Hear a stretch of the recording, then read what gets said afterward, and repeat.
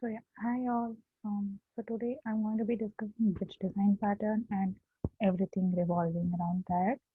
My name is Madhumitha Balaji, and uh, I'm presenting this as a part of my course Software Architecture and Design Pattern. Let's go inside. So what is bridge pattern? As we all know, design patterns have their own categories, like they're based on structure and they're based out of their behavior, etc. And bridge pattern falls into structural design pattern. So basically, when you have a large class or a set of closely related classes that you want to separate into different hierarchies, you could use a bridge. Uh, why? Because there are a lot of features in the real world. In real time, you will have a lot of a number of features which you want to have it separate and which you want to uh, uh, have a bridge in between so that you could tweak them both independently and you could develop them independently to remove the dependency between features.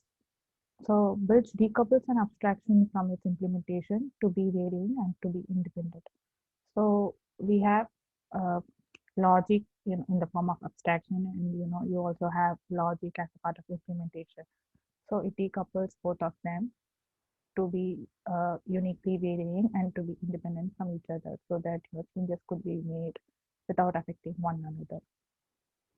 Also, when you have system dependent and independent features, you can use a bridge in between. So bridge pattern is very useful when you are able to find out that there are features that are system dependent or platform dependent and versus system independent. In real time, of course, we do have features mostly touching the system level functionalities and high level abstract layer of functionality. So when you are able to spot such features, this pattern is very, very useful. And it also separates interface from implementation. Bridge is by design and exists for a specific purpose. So we have different patterns existing for different purposes, and bridge is not like you can use it whenever you want, and if you don't know what to use, you can use the bridge. It's not like that.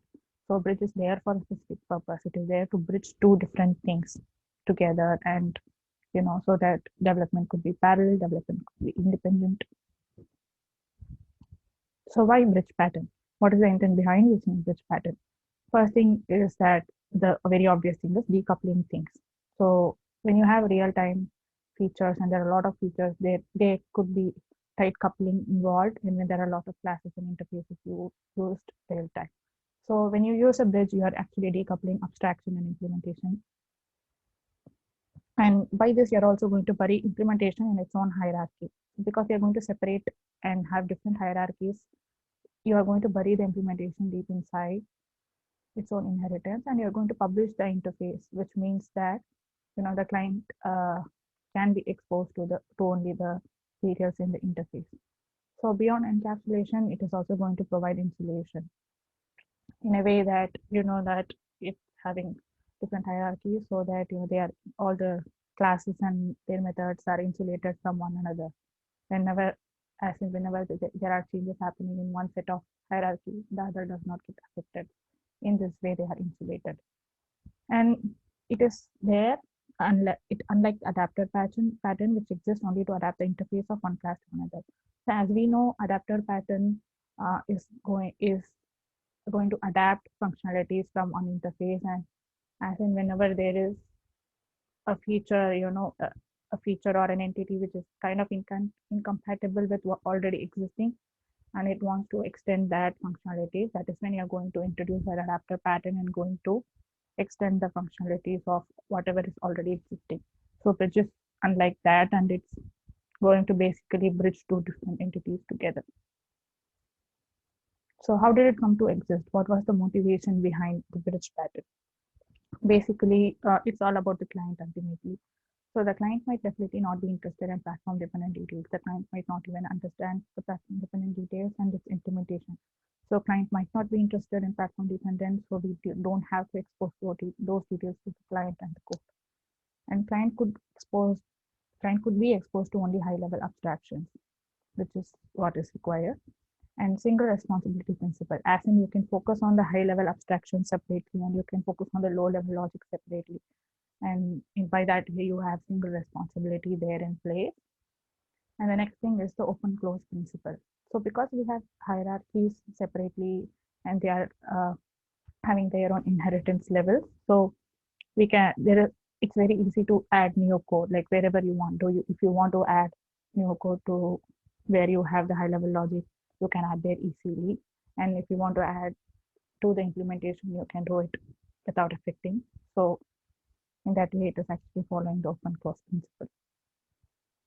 So now we're going to see how it looks like. So what we're going to see here is the structure of the bridge pattern. Here you can clearly see that there is the implementation part and there is the abstraction part, and you have a bridge in between. So altogether, this is the bridge. And you can also see a refined abstraction, which can be a variation of the high level logic that you already have. You can still refine it. And you also have an implementer from which you have all the concrete implementations, which are extending from whatever is there in, as a part of this implementer. So what they say here is classes are divided into two hierarchies. One is the abstraction and the other is the implementation. Abstraction, for example, you can consider GUI layers of the app, and implementation you can consider as something like, operating systems APIs, which is like, the hardcore functionality of it, and you have platform specific code for each of the functionalities that you want to implement. So abstractions provide high level control logic, which we know and which could be exposed to the client. Well, refined abstractions provide variants of control logic. So control logic, you can always vary and you can always extend in future. It depends on the client requirements. If the client requirements are today some end features and tomorrow they want to, add some more else, you can always vary the abstraction by having a refined abstraction. Implementation declares the interface common for all concrete implementations, and concrete implementations contain platform-specific code. So what is it composed of? What are the components of bridge pattern? As we all know that interface and abstract implementation are decomposed into orthogonal class hierarchies. We see in the diagram that we have different class hierarchies here and here. So we have the wrapper component, and all the complexity lies behind this layer of abstraction. And we have a component called handle, and the interface object is used by the client, so that we call it as handle. The implementation object that is encapsulated to ensure continued development or runtime replacement or sharing of objects. We call that as the body of the design pattern. So we have basically wrapper, handle, and body. And we have the interface and the abstraction implementations, on a high level decomposed into two different hierarchies. So here the client interacts with the interface class and delegates all requests to the implementation class. Yeah. And interaction from the interface class to the implementation class is limited to the abstraction maintained in the base implementation class. Yeah. We're going to see an example of how these are getting implemented later in the presentation. So when can we use a bridge pattern? When you want runtime binding of the implementation and when you want to switch implementations at runtime. So you have different platforms, have platform-specific code, and you have different implementations and abstraction as well. So when you want to switch implementations at runtime, which can be really useful because it's already been designed beforehand. So you have everything in place. So it's easy to switch implementations at runtime. And when there is a proliferation of classes resulting from a coupled interface and numerous implementations. So when you have numerous implementations and when you have a coupled interface and when you have a proliferation of classes, bridge pattern could be really useful.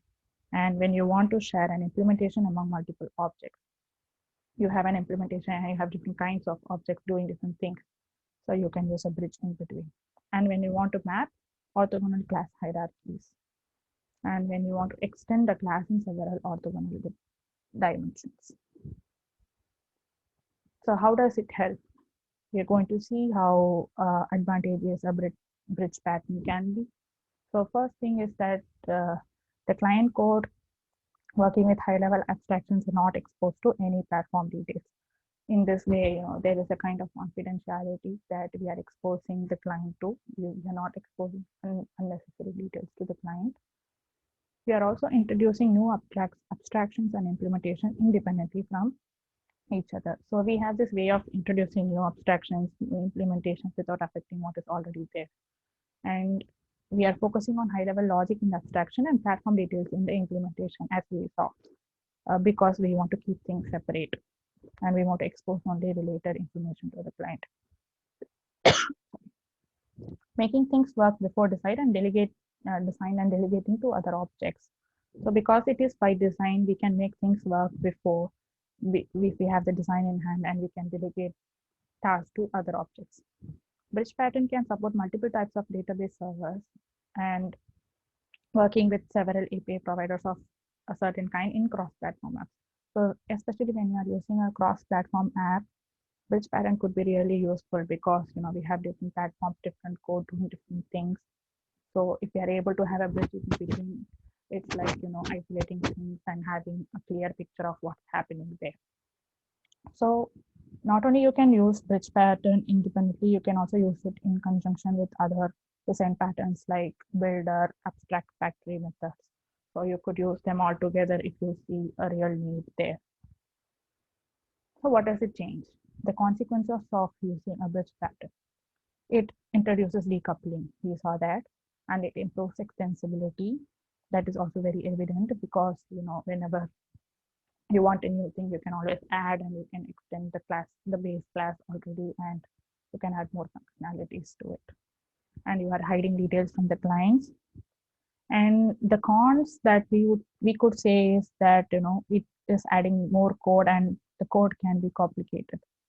So because we have an interface in between, because we have the abstract layer and then the code behind the abstract layer, and because we have concrete implementation classes, um, there is definitely more code which is complicated in the beginning, but definitely once we are able to organize the code and have bridge design properly in place, it should be fine. And it clearly introduces double indirection. You can see that you have a layer in between, and again you have a refined layer there, and there are objects which are using these. So there is double indirection. It introduces double indirection and it interfaces with only single implementation. So where can we apply this pattern? I found out an example scenario where I thought which pattern could be of real help. So what we have is a client who has varieties of temperature dependent electronic appliances for which we need to implement switch functionalities. So there are switch functionalities that the client wants to implement, and what the client has is that electronic appliance. So there are different solutions that we could do it. We can have adapter, we can have a builder, a set of builders, and we could use abstract factory in conjunction with the bridge. We could also use a bridge pattern. So I have chosen bridge way of doing things. So what we have is the diagram here, and we have the abstraction part of it here, switch, and we have the implementation part, which is like you can say the system dependent things. So we have the appliance interface here, which has functionalities like power on, power off, get temperature, send temperature, print status of the appliance at that point of time. And which is like, the operations that could be performed on the appliance, like toggle power button, plus button, temperature increase, temperature decrease. We also have refined abstraction wherein we have the temperature adjust method along with the toggle power temperature increase and temperature decrease. So concrete implementers we have is oven, refrigerator. We can keep adding like whatever appliances like a bread toaster or microwave. We can keep adding that. So we're going to see how we did it. So I'm quickly going to run through the steps that I performed to do this and implement bridge pattern. So I had Java, JRE, Maven installed on my system. Um, and I also had my path variables added to the environment. So I created a master form XML to get started with the project. So why did I have the form XML is like form.xml is a project specification file wherein you specify all project dependencies and project settings for a Maven project. So I chose Maven because I'm familiar with Maven, and Maven is, like I wanted to have a package because I'm doing it as a part of my coursework. So I wanted to have a package with all the college details and stuff. So I created a package and I had my POM XML with all specific details, and I used the command line interface to build an empty Maven project. So once I was able to create an empty Maven project, I cleaned and built it and to see if there are any errors. And yeah, of course, I encountered so many errors while doing that. So, and one of the main errors which I could, which I thought I should share was like, the compiler version, Java compiler version. So I had to have proper Java JDK version, compiler version specified in my form to have a cleaner project that I was able to build. So once I was able to add project dependencies, compiler specifications in my form XML, I was able to build my project. And uh, so I have Visual Code as my IDE, all-time IDE. I'm very comfortable using Visual Code, so I chose Visual Code, and that's where I added all my functionalities, all the switch functionalities, and all, the demo code, sample client code to test the functionalities, and also the implementation part of the example. So once I was able to develop everything using Visual Code, I again cleaned and built my own project to create snapshot, which I could deploy and see the result. Sorry. Of course, I built it multiple times because I was developing. Uh, I had to change things in between and change the way I thought it should be, and I could uh, clean and build and have a final version of my project, and I could deploy the jar using Java. So once I was able to successfully build and deploy, I was able to see the output on the command line interface. Yeah, so I've attached some of the screenshots of my code just to give the feel of what the bridge pattern code looks like.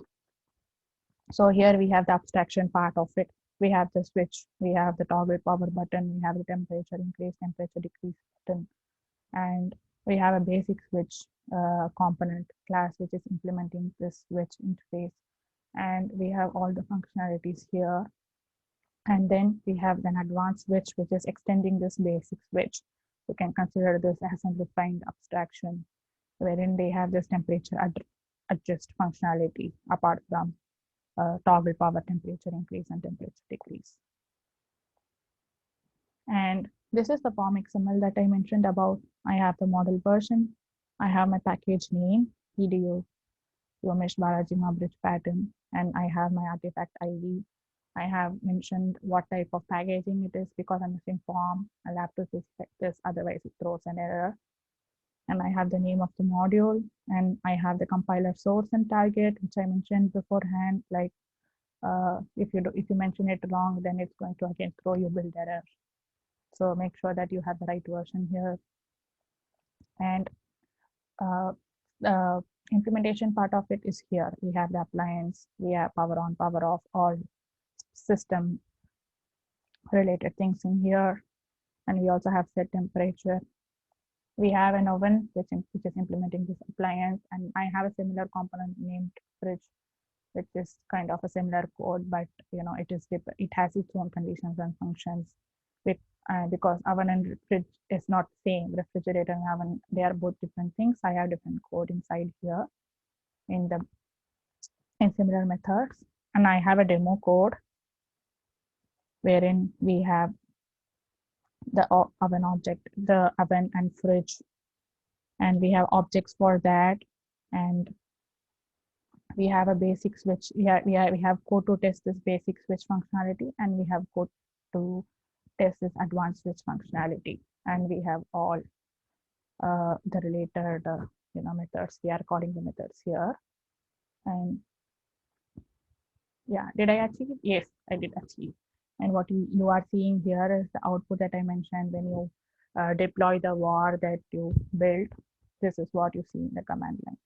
Here you can see is the path of my snapshot and path of my jar file, and I'm using Java to deploy it, and this is my package. So what we see here is testing basic functionalities of oven, testing advanced functionality of oven. And if you go back here, you see that you have the oven here and basic functionality and advanced functionality. You have the fridge component here, and you have basic functionality and advanced functionality here. This is what you see here. Testing basic functionality, refrigerator. Testing advanced functionality, refrigerator. And you have the oven here. And their methods are very easy. So what I'm going to show you is a demo run of this application that I built. The same thing that you see here. I'm just going to run it once and show you. Yeah. So this is the command used to deploy it and see. So what you're seeing here is the same thing that I showed you in the screenshot. Yeah. So that is it. If you want to know more about bridge pattern, these were the links that I used to, get to know about what a bridge pattern is and how it works. And any questions, you can always reach out to me using this email ID. And thank you very much for the opportunity. Thank you for listening to me. This project really helped me understand what a bridge pattern is and how to implement. And while implementing, I encountered a lot of issues and I had a great learning while doing that. Thank you.